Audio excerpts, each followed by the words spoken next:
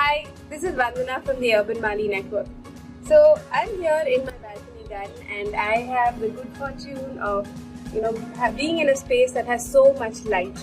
And of course, I had to use this balcony to grow some beautiful vegetables.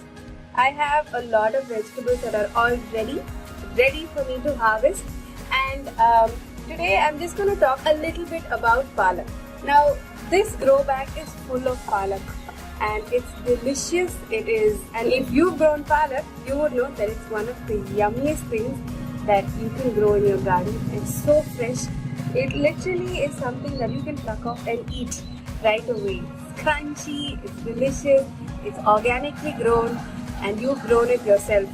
So one thing about palak is, as you can see, there are a lot of tall leaves out here. But we don't have to uproot the entire plant when we want to harvest the palak. You just have to probably snip off some of these tall leaves. So here we have a tall leaf of palak, and I have left the other smaller leaves behind. So what happens is that the smaller leaves can then grow into bigger leaves, and you can continue to have a harvest of palak, for the next 2 weeks or another month as well.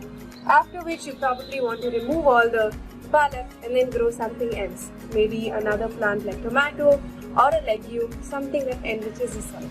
So it's super easy to grow greens, not just palak, but you can grow dantu, you can grow methi, you can grow coriander, and there are so many different types of native greens like chakota, arave, honegane soppu in Karnataka.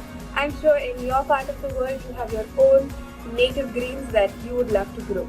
If you want more information on how to grow greens, visit our website urbanmali.com. If you would like us to set up a greens garden for you, give us a call at 888-0482-000.